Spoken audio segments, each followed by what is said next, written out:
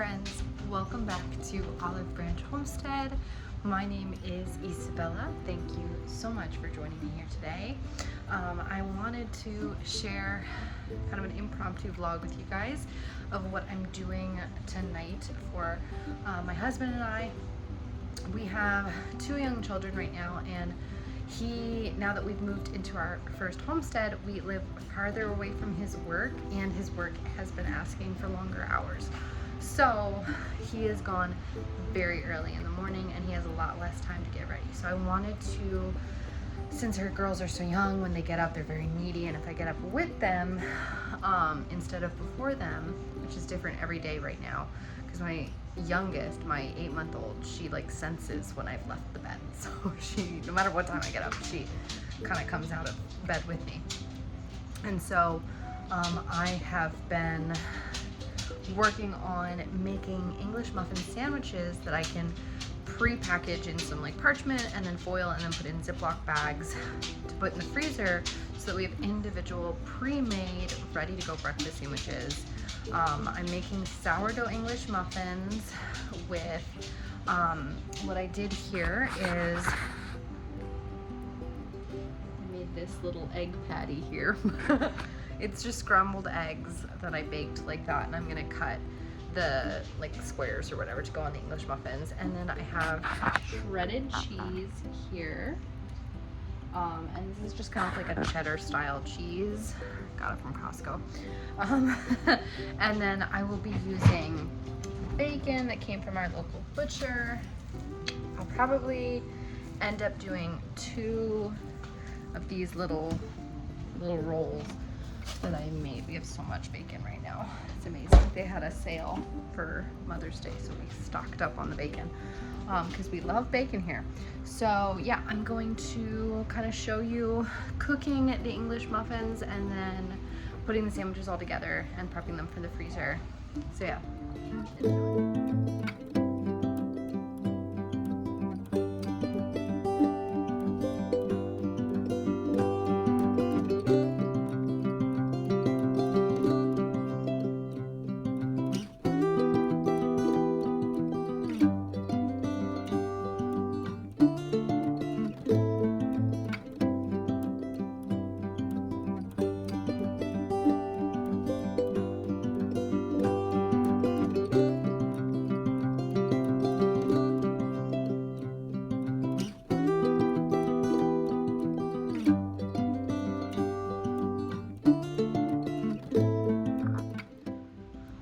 So now I have cut these guys. I only got 12 out of these, so I guess I will end up saving some of the 15 English muffins for just snacking purposes, which is fine because my daughter loves them. As you can see, it's resting on our pizza box because why not? Mama needed a break. We have a really tasty pizza place near here. I don't do it too often, but sometimes Mama needs a break. Okay, so these are the English muffins. They're not as really risen as they can be, but that's okay. I am going to cook them like this anyway. They'll rise enough. It's not that big of a deal. They'll still taste really yummy. And you can actually see like here and here, little air bubbles. There's one there and there. So there's air in there. They're just not as risen as they could be.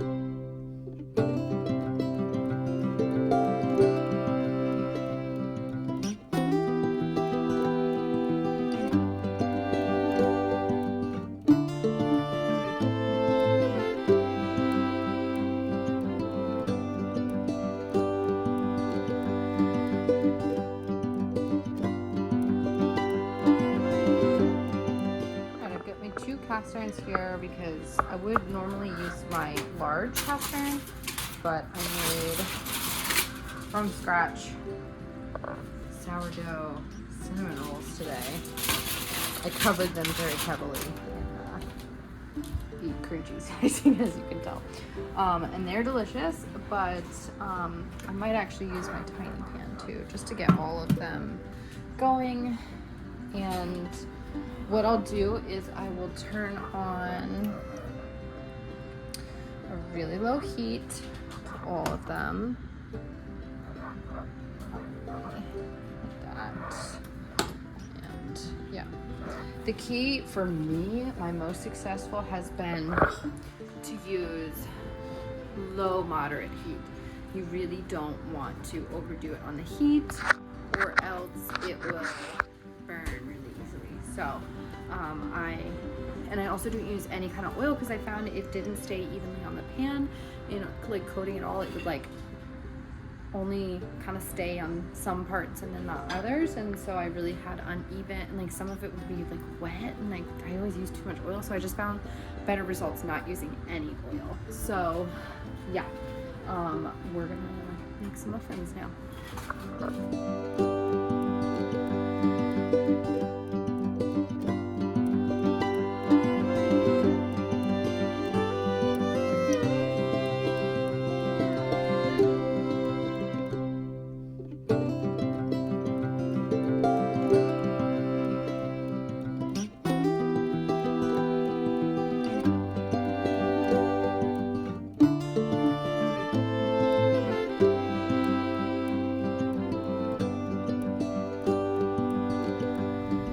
Okay, so you'll start to see as they cook, they start to puff up, and let's see if any of them are ready to flip it all.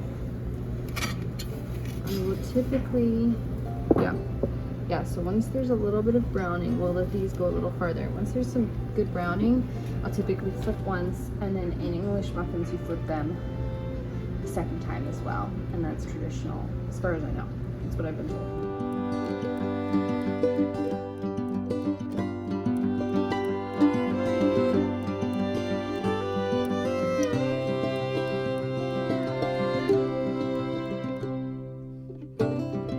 Okay, now as you can see, they've puffed up. They move on their own. They're not sticking at all. And so we're going to heat them. There we go. And they're getting a little bit brown. Now, I did not use a high heat to start with. You can do that, and that really like kind of browns the the first side. But this is good. You get a little bit of hardness. Center will be soft, and you'll get these lovely nooks and crannies. And you can see they're so much more like puffed now than what they were when I put them on the pan.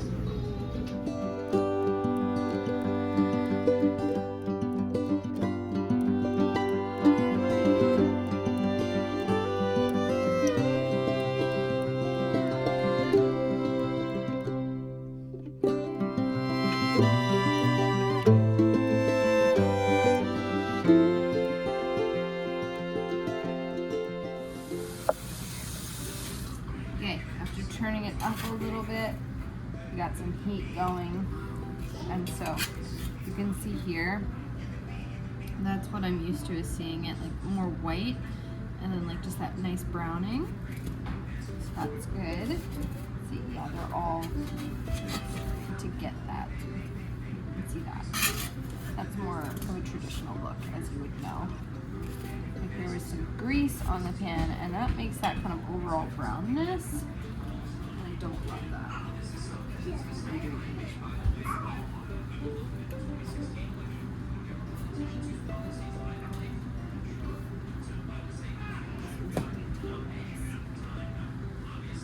think this is a hotter burner, and these two are not as hot, so they're cooking a little slower than this one.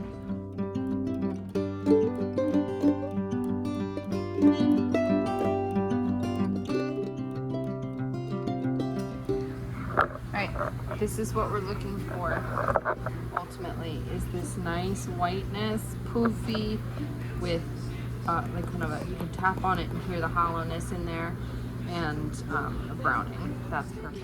Okay, so traditionally an English muffin is actually pierced with a fork, and we use a knife, and you go all around the sides.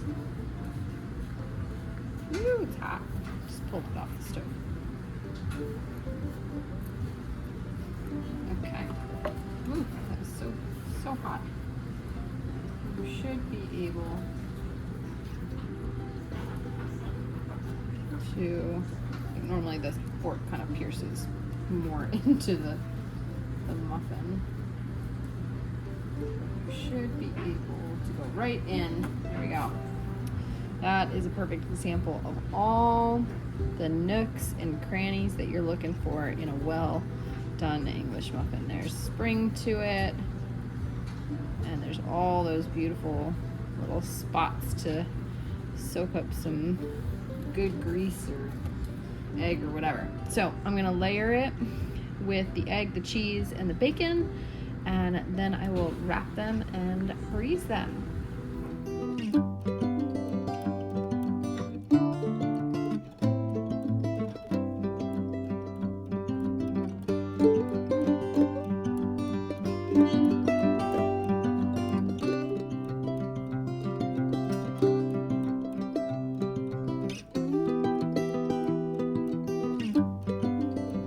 Okay, so here is the finished product. We've got egg, cheese in the middle, and then bacon, and then the beautiful English muffin. So the whole idea is that literally you just take it out of your Ziploc, foil, parchment, and all, preheat the oven, stick it in there. I mean, you don't even have to preheat the oven, if I'm honest. You just stick it in there. I'll go this way.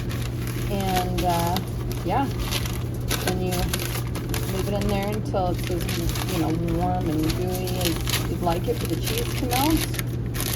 And boom, you've got a pre-made breakfast sandwich. I'm so stoked about this. I'm really excited for my husband to just have this available. You know, if he wants to make himself some fresh toast and eggs, you know, no one's stopping him. But like, who doesn't enjoy a warm, fresh breakfast sandwich? And it's also like something like, if he's running really late, like say he woke up late, he's gonna be able to pop this in the oven while he's getting dressed and just hit the road if he needs to. And he has a fresh breakfast that's really protein packed and healthful for him. So yeah. Thank you guys again for hanging out with me today. I really enjoyed making this, and it's a little late right now, but that's okay. Sometimes we need late nights to get things done. So yeah, I appreciate you hanging out with me today, and I'll see you next time. God bless you and yours.